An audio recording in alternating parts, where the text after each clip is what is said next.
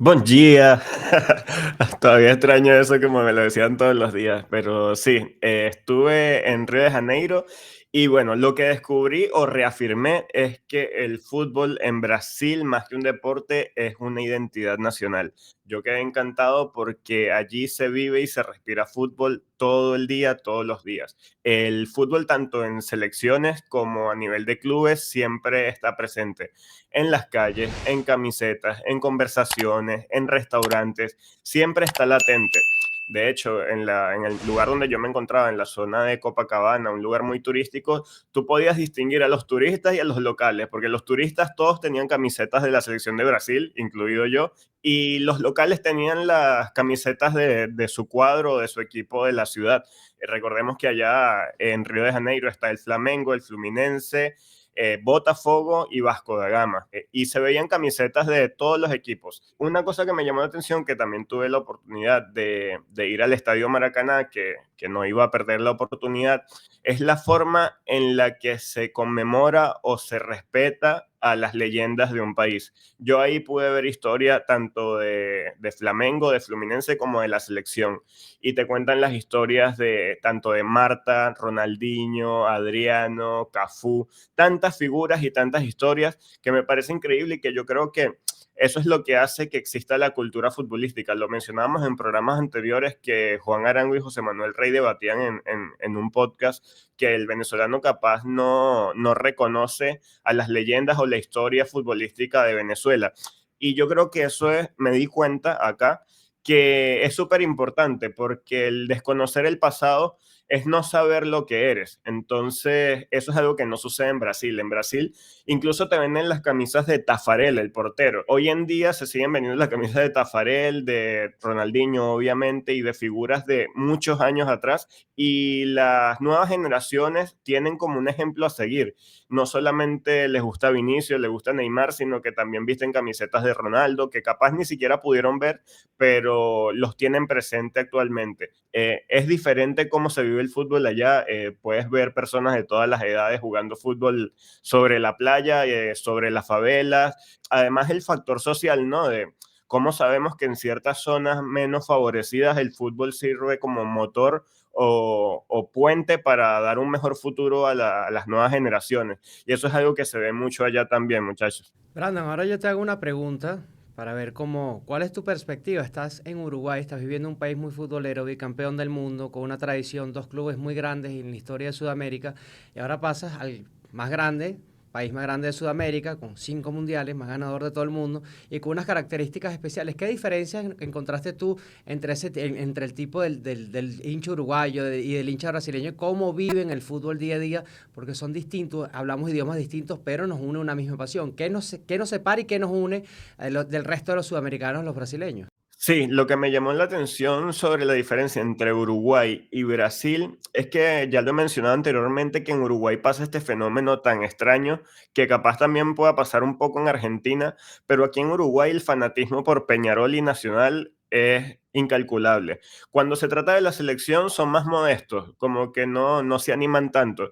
Yo siento que en Brasil tienen la misma pasión por el fútbol. Es que es como que si amaran el fútbol en general. Entonces, tanto en selección como en clubes, tienen la misma pasión, al menos. Eso es lo que yo he visto. Acá en Uruguay, yo he conversado con amigos uruguayos y me dicen, no, bueno, lo que pasa es que las eliminatorias no generan tanta emoción porque sabemos que vamos a clasificar, salvo algunos años donde nos costó un poco y entramos por repechaje. Pero sin embargo, en esos años llegamos a semifinal, por ejemplo, como que ellos se emocionan con la selección uruguaya más que todo cuando están en mundial.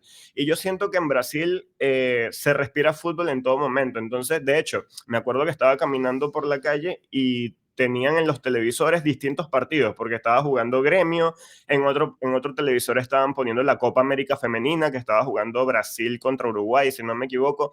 Entonces, el fútbol se consume porque siento que el fútbol forma parte de ellos. Acá en Uruguay capaz sean un poco más selectivos.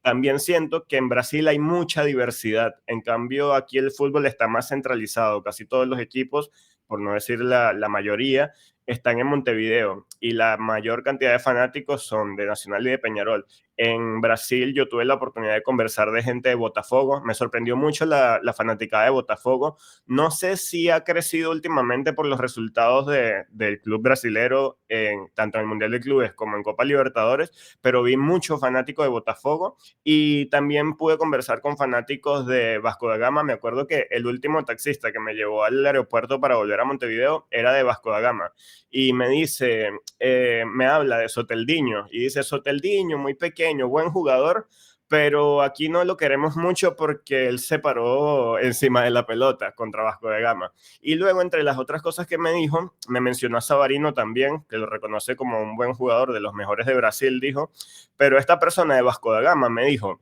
yo soy de Vasco de Gama, pero hay que decir un facto, aquí el equipo principal es el de Flamengo, es el más importante. Y yo también lo vi así, yo pensaba que era Fluminense, pero no, la mayor cantidad de personas que yo vi vestidas con un uniforme eran de Flamengo. De hecho, el día viernes estuve allí, quería ir al partido, había un Flamengo Atlético Mineiro, un partidazo, y tuve la oportunidad de transportarme también en metro y todo el metro estaba lleno de fanáticos, estaba colorido rojo y negro, así que eso me encantó. Eso no se ve tanto aquí en Uruguay y en Venezuela lo recuerdo hace muchos años cuando había un clásico, ver todo el metro pintado de rojo, así que siento que en Brasil se vive con más intensidad, tanto en clubes como en selección. Bueno, Brandito, Flamengo no es el que tiene más fanáticos, no solo en Brasil, sino en toda Sudamérica y en toda Centroamérica y en toda de Norteamérica a Sudamérica. Es decir, tiene más fanáticos que los Yankees de Nueva York, tiene más fanáticos que los Dallas Cowboys, tiene más fanáticos que quien tú quieras en toda América. La llaman la Nación Roja Negra. Y de hecho, si te pudiste dar cuenta, tienen tiendas en todo Río Janeiro, por todos lados. Tú caminas casi que cada 4 cuadras y encuentras una tienda de Flamengo y es impresionante. Y te compro también la idea de que el brasileño es muy abierto, al menos no el fanático duro, ¿no? El fanático duro sabemos que en Brasil las fanaticadas duras se enfrentan a las otras fanaticadas fuertemente y hay temas de violencia entre torcedores, ¿no? Como ellos falan. Muy interesante que cuando yo tuve la oportunidad de vivir en Brasil, en São Paulo, y el brasileño es tan abierto que todos te invitan a su club. Mi jefe era de Corinthians y el jefe de mi jefe era de Palmeiras. Y los dos estaban tratando de convencerme de que tú tienes que ser de Corinthians, no, tú tienes que ser de Palmeiras. Entonces está ese juego amistoso y yo de verdad que la gente de Brasil le tengo un cariño enorme. Siento que somos muy parecidos. Creo que el país que más se parece a Venezuela en Sudamérica o el país al que más Venezuela se le parece en Sudamérica es Brasil, sin duda alguna. Y además de que el brasileño de por sí es muy cálido, muy atento, muy alegre, muy simpático, al menos esa es la imagen que me dejaron la vez que también estuve en Río. Fue una experiencia muy bonita. También fui al Maracaná y espectacular, el museo, me encantó. Creo que Brandon también tuviste la oportunidad y estás hablando de lo bonito, ¿no? Que es dejar estos hechos de grandes futbolistas, Marta, Ronaldinho, Ronaldo, Pelé, evidentemente. Y fíjate, me recuerda que además dijiste esto de desconocer el pasado, ¿no? No nos sirve, no nos ayuda. ¿Tú crees que es posible aquí en Venezuela, viendo tu experiencia, ¿no? En dos países tan futboleros como Uruguay y Brasil, ¿crees que es necesario en Venezuela, tomando en cuenta la consideración bueno, de que hay esa pelea innecesaria para mí entre el fútbol y el béisbol? Ya tenemos un museo del béisbol venezolano en Valencia. ¿Tú crees que es necesario un museo sobre fútbol aquí en Venezuela? ¿Cómo te lo imaginas viendo la experiencia que viviste en Brasil? Y nada, coméntanos un poco sobre esto, si crees que sería necesario más que todo aquí en Venezuela. ¿Y cómo sería? ¿Cómo te lo imaginarías? Sí, Elena, diste exactamente con lo primero que yo pensé cuando salí de allí. Yo dije, ¿por qué no hay algo así en Venezuela donde la gente pueda ver camisetas, historias y conocer un poco sobre el fútbol venezolano? Porque tanto en Río de Janeiro como aquí en Montevideo, en el Estadio Centenario, también hay un museo, el Museo de la Historia del Fútbol se llama. En Venezuela tenemos el Museo Olímpico, capaz, es lo que más se le parece, pero no sé qué tanta historia sobre el fútbol pueda haber allí. Entonces, qué bonito sería poder tener un museo que te cuente la historia del fútbol en Venezuela desde sus orígenes, los clubes que fueron creados por inspiración de la colonia europea, los clubes criollos y una serie de camisetas de cómo ha sido la evolución de las camisetas de la selección, los clubes que lamentablemente ya no existen. Entonces, yo creo que no solamente sería necesario, sino que sería increíble, fomentaría un poco más el conocimiento a nuestro fútbol y yo creo que suma muchísimo el factor de reconocer tu pasado como para que esa cultura y esa noción futbolística se instale en el país. Así que yo creo que sería súper importante y me gustaría mucho ver que se concrete ese proyecto en realidad porque sería hermoso. Bueno, yo no sé si ustedes saben, pero Tony Carrasco estaba llevando ese proyecto adelante. El Museo del Fútbol Venezolano estaba buscando sedes, ya tenía un montón de objetos, un montón de cuestiones y creo que los tiempos no lo han favorecido en lo que tiene que ver porque es muy costoso hacer esto. Y también hay temas políticos, también ha habido temas de todas formas. Y con todo eso, Tony Carrasco llegó a crear una página web del Museo del Fútbol Venezolano, donde él tenía virtualmente la serie de artículos y la serie de cuestiones, así cualquiera podía entrar y ver y pasear por este museo virtual como tal, ¿no? No sé si al final del día cómo eso ha avanzado, pero hay alguien que por lo menos lo ha intentado. Yo soy un fan de todos los museos de fútbol, he tenido el privilegio de verdad de estar en varios. Del Maracaná me encantó la parte, y esto las veces que he ido nunca dejo de hacerlo, la parte donde están los pies de los grandes jugadores y tú puedes ver tu pie al lado de los grandes jugadores. Hubo un momento en que te permitían realmente estar al lado de esa como escultura de la huella, ¿no? De los pies, como si fuera el paseo de la fama en Estados Unidos, que ponen las manos para los artistas, etcétera, etcétera. Bueno, aquí los pies. Y tú ponías tu pie y veías cómo era la diferencia con el de Pelé, etcétera, etcétera. Después creo que eso lo cubrieron, pero me encantaba esa experiencia. El museo del Murumbí en Sao Paulo fue uno de los mejores museos en su momento cuando lo crearon y cómo te hacía sentir. Luego, buenos museos como el de la Juventus, el del Manchester United, el de la FIFA, Bayern Múnich, todos te ofrecen experiencias buenísimas. Porque yo honestamente pienso que un museo, más que para ir a ver objetos de fútbol, tiene que contarte historias, tiene que hacerte vivir experiencias. Ahí para mí está el secreto de un museo en general de fútbol. Bueno, acá en Venezuela yo recuerdo algo que fue muy breve, fue en la época de Caracas 2009-2010 que llevaron todos los trofeos y un poco de fotos al Sambil, al Centro Comercial Sambil de Chacao. Entonces había una especie de museíto y la gente iba, se tomaba fotos con...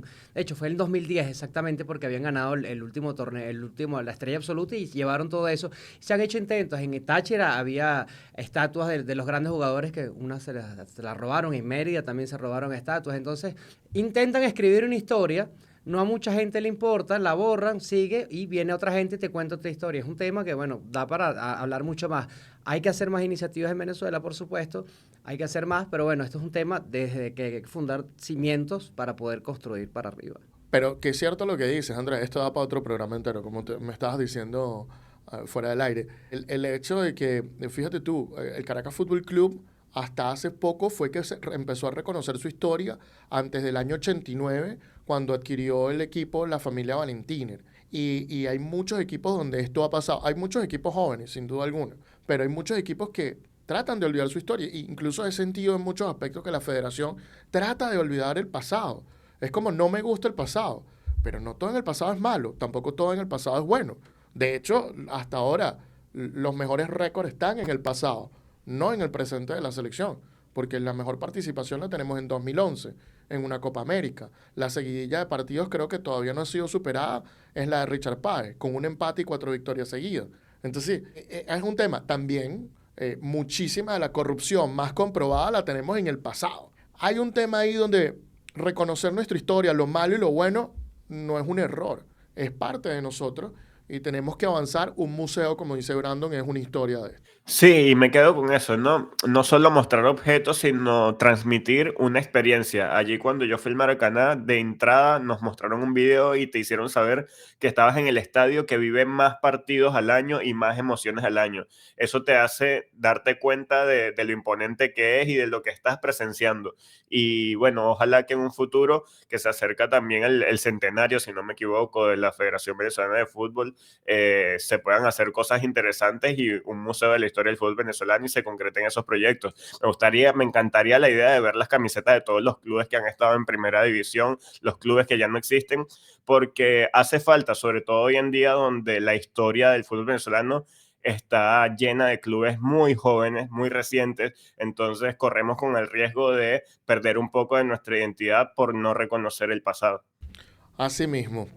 Yo recuerdo que en la Bombonera te ponen, en todos los estadios tienen algo similar, en Old Trafford también, en el Monumental de River también, pero en la Bombonera lo hacen en el vestidor y te ponen el audio ambiente en el vestidor para que tú sientas lo que empieza a sentir el jugador. Casi los demás clubes te lo ponen es en la salida del estadio, en la salida al campo, cuando estás haciendo el tour y vas a la salida del campo. Pero me gustó esa particularidad de la Bombonera. Hay tantas cosas, hay tantos clubes haciendo cosas distintas, pero la pregunta es para ustedes. ¿Cómo sienten que viven los brasileños el fútbol?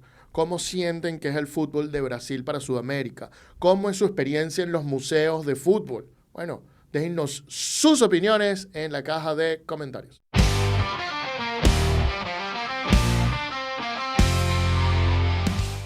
Esto es el precio del deporte.